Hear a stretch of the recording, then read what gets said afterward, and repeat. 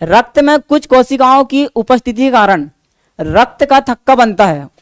इन कोशिकाओं को क्या कहा जाता है? ये क्या बात हुई भाई, देखना क्वेश्चन क्या आया आपके लिए, लाजवाब क्वेश्चन है, लाजवाब, आप सोच भी नहीं सकते इतना लाजवाब प्रश्न है ये, कि रक्त का थक्का बनने के लिए कौन क्या है, कोशिकाओं की उपस्थिति के कारण रक्त का थक्का बनता है। तो मतलब हमारे शरीर में ऐसा क्या है कि रक्त का थक्का बनता है, इन कोशिकाओं को क्या कहा जाता है? सिंपल सा फंडा भाई है, ठीक, कि रक्त का थक्का क्यों बनता है ये आपको बताना है, ठीक है। तो रक्त का थक्का मतलब समझते हो ना आप?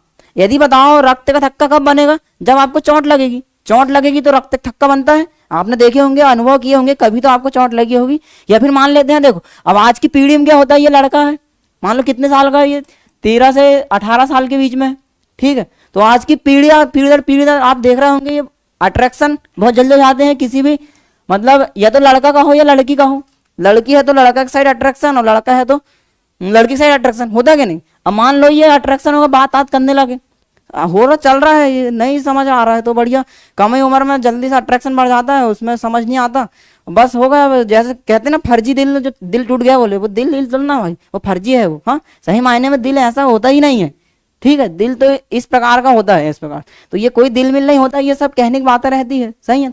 मान लो ये अट्रैक्शन बढ़ गया, दोनों के बीच बातें चल रही है, बढ़िया चलेगी, कुछ दिन तक बात कर रहे हैं, बढ़िया 2-4-8 दिन बात कर लिए, चलो मान लेते 4 महीना बात कर लिए, ठीक, 4 महीना बात कर लिए, कोई दिन तो ऐसा आएगा कि इनके बीच में क्या हुआ, भयंकर झगड़ा हो गया, क्या हो गया, झगड़ा।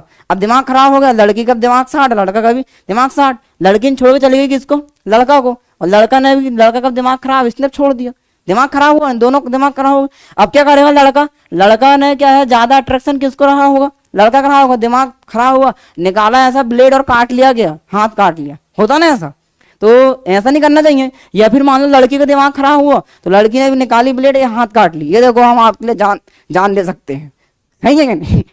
होता है ऐसा, जान दे सकते हो, बोले ये कर सकते हैं, तो ये भाई सब कहने की बातें हैं, सही है। या तो लड़की हाथ काट रही है, उसको बोले क्या ऊपर से काट रही, बोलना ये तो सिरा है, काटना है तो कहाँ काट, धमनी तक काट के बताओ, तब जाने भाई कि तू हाँ सही में प्रेमी है करके। तो मेरे भाई मेरे दोस्त ये सब घुमा जाता है, अट्रैक्शन है, कुछ नहीं है, तो हरे फिलहाल से दूरी रहो, पढ़ाई वढ़ाई करना, तो समझ पा रहा है कि नहीं? तो ऐसी बेवकूफी बिल्कुल ना करें कि हाथ काट रहा है, और ये, और अगर काटना है तो यहाँ काट के बताओ, तब जानना कि भाई हाँ हाँ सही है, ये प्रेम है, प्रेमी है कर, सही बात है। और अगर मान लो कभी ऐसा होता है भी तो ऊपर से काट लोगे आप, सिरा से जितना ब्लड बाहर जाएगा, कहानी खत्म। काटना है तो अंदर काटो, धमनी निकाल के बताओ, तो जाना है हम फिर, सही है ना? तो इस प्रकार से, हाँ तो ये लड़ाई हो रही है, हाँ हो गया दिमाग खराब, निकाले ब्लेड और ये हाथ काट लिए, हाथ काट लिया तो यहाँ से क्या बहेगा, ब्लड बहेगा, इस प्रकार से निकलेगा ना, ब्लड निकलेगा। तो ये अगर बताओ मुझे, अगर ये थक्का नहीं बनेगा, रक्त का थक्का, तो ये तो कंटिन्यू बहते जाएगा, बहेगा, तो कंटिन्यू बहेगा, तो ऐसा हो सकता बेटा कि तुम्हारे अंदर जितना ब्लड है ना 5.5 से 6 लीटर, वो पूरा बाहर आ जाए, और जब पूरा बाहर आ जाए तुम्हारा जीवन तो क्या होगा, पता चल रहा ना, खत्म ही कहानी हो जाएगी। हाँ जब ब्लड इन रहेगा तो भोजन मतलब अपने ऊर्जा ही नहीं मिलेगी, सही है ना? ऑक्सीजन का वाहन कौन करता है, ब्लड करता है, तो ऑक्सीजन रहेगा तो ग्लूकोज टूटेगा क्या, नहीं टूटेगा। तो कहानी बहुत लाजवाब है भाई इनकी। हाँ अब ये क्वेश्चन है तो मैं आपको ज्यादा तो नहीं समझा सकता, और थोड़े थोड़े इंपॉर्टेंट फैक्ट मैं आपको यहाँ जरूर दे सकता हूँ, ठीक। तो अपनी कहानी यहाँ दी, ये काट लिया आपने हाथ, दिमाग खराब कर लिए, अब ब्लड बहने लगा, अब ब्लड तो ऐसा, अब इसको रोकना पड़ेगा, तो रोकने के लिए क्या बनना पड़ेगा, थक्का बनना पड़ेगा, ठीक है।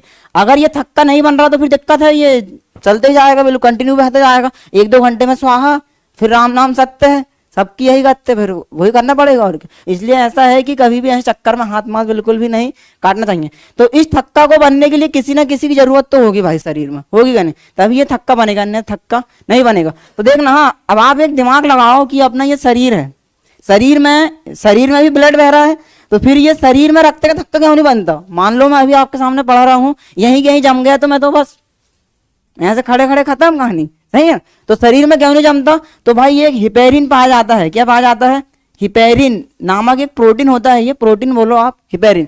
तो ये हिपेरिन जो है ना रक्त का थक्का बनने से रोकता है, ठीक है। लेकिन देखना भगवान ने क्या बनाया भाई शरीर अपना, लाजवाब।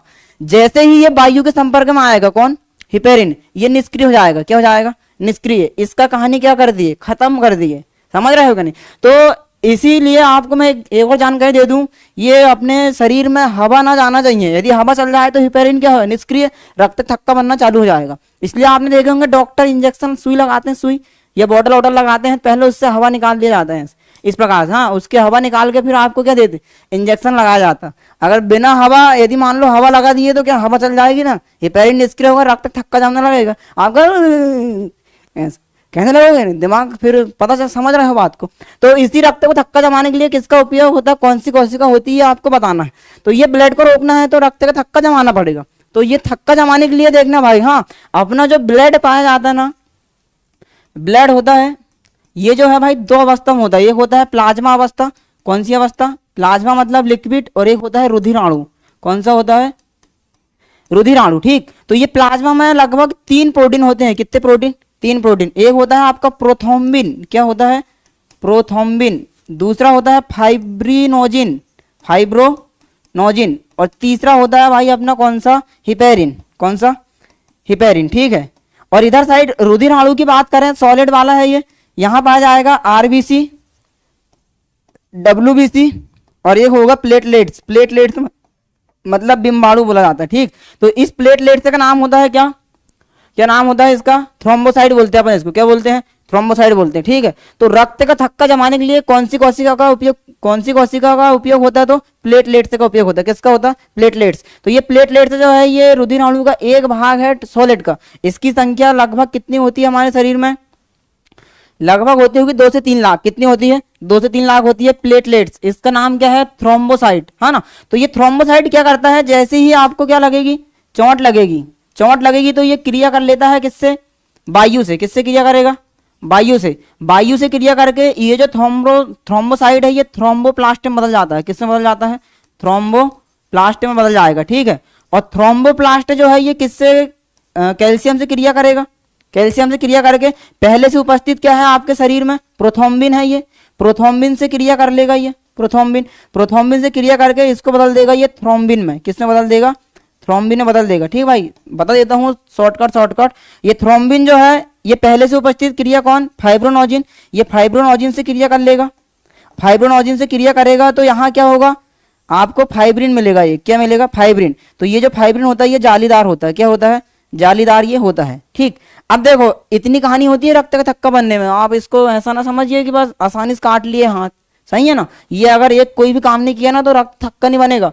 अब मान लो ये इतनी कहानी हुई तो देखना, हाँ तो मैन कौन है, आप क्या बोलोगे मैन, ये थ्रोम्बोप्लास्ट है, सॉरी क्या है, थ्रोम्बोसाइट है। तो ये थ्रोम्बोसाइट किसका नाम होता है, प्लेटलेट्स का नाम है। किसका नाम है, प्लेटलेट्स, जिसे अपन बिम्बाणु बोलते हैं। इनकी संख्या हमारे शरीर में लगभग 2 से 3 लाख होती है। कितनी होती है, 2 से 3 लाख। अगर आपको डेंगू रोग होता है तो इसकी संख्या क्या होती जाती है, गिर जाती है, 80,000 से कम हो जाती है। किसकी संख्या, प्लेटलेट्स की संख्या। जब डेंगू आया था उस समय देखिए हाहाकार मचा दिया था।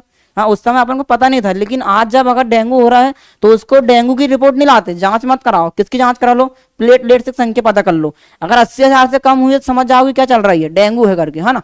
तो अपन प्लेटलेट्स की संख्या को गिरने से बचा सकते हैं। सुने होंगे आपने एलोवेरा, गिलोई, है ना, इसका आप जूस निकाल के पियो, या फिर बकरी का दूध का आप सेवन कर सकते हो, नारियल का पानी का आप सेवन कर सकते हो, फल फ्रूट आप उसका उपयोग कर सकते हो, तो प्लेटलेट्स संख्या होगी, बढ़ जाएगी। हाँ, तो समझ पाए होंगे रक्त का थक्का मारने के लिए इन कोशिकाओं को क्या कहा जाता है। तो मेन जरूरी कौन है भाई, आप बोलोगे सर ये थ्रोम्बिन मतलब थ्रोम्बोसाइट। थ्रोम्बोसाइट किसका नाम है, तो प्लेटलेट्स का नाम है। तो इसका राइट आंसर क्या होने वाला है, ओम हरि ओम माय नमः स्वाहा, क्या हो जाएगा, थ्रोम्बोसाइट। खत्म कहानी, इतना सा तो कहानी है। तो आप देखना यहाँ से जो है आपके 10 क्वेश्चन तैयार हो रहे हैं। कितने क्वेश्चन, 10 क्वेश्चन। तो इसी प्रकार कंटेंट पाने के लिए आप हमारे साथ बिल्कुल जुड़ जाइए, समय ना लगाइए ज्यादा, नहीं तो आपका बहुत नुकसान हो जाएगा, सही है कि नहीं। फिर आप सोचोगे यार काश उस क्लास को पढ़ लेता तो 1 नंबर आ जाता जीवन में, सही है ना, और अरे 1 नंबर से रह गया करके। इसलिए आप भाई ऐसे मौका को ना गंवाएं। अभी हम आपको बिना किसी के आपके लिए आगामी एग्जाम को देखते हुए ये क्लास को लेके आए हुए हैं,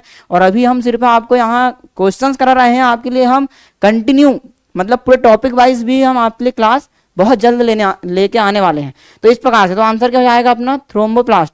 अब देखना यहाँ से एक और क्वेश्चन बनता है, अगर किसी के शरीर में ये ब्लड जो है थक्का नहीं बनेगा अगर, तो वो एक बीमारी हो जाती है। क्या हो जाती है, बीमारी, एक अनुवांशिक बीमारी है वो, ठीक, जिसे अपन किस नाम से जाना जाता है। अगर मान लो आपको चोट लगती है, रक्त का थक्का नहीं बना, तो एक बीमारी होती है, ठीक, और उस बीमारी को अपन क्या बोलते हैं भाई, हीमोफीलिया। क्या बोला जाता है, हीमोफीलिया नामक एक बीमारी हो जाती है, ठीक। कौन सी बीमारी, हीमोफीलिया नामक एक रोग हो जाता है। तो इस हीमोफीलिया को शाही बीमारी के नाम से जानते हैं। कौन सी बीमारी, शाही बीमारी क्यों जाना जाता? तो सर्वप्रथम ना ये इंग्लैंड की महारानी एलिजाबेथ को हुई थी ये, ठीक है। और ये अनुवांशिक रोग है, ये मतलब पीढ़ी दर पीढ़ी ये फैलता रहता है, सही है नहीं। अनुवांशिक बीमारी कौन सी? हीमोफीलिया। जिस किसी को भी ये हीमोफीलिया हो जाता है तो ऐसा तो किसी के साथ होना नहीं चाहिए, ना होता भी नहीं है, सही। पर गलती से अगर हो गया तो अगर मान लो कोई चोट लग गई ना तो ब्लड जो है आसानी से थक्का नहीं बनेगा, कंटिन्यू क्या होते रहेगा, बहते रहेगा। तो ये एक अनुवांशिक रोग होता है जो सर्वप्रथम किसको हुआ था?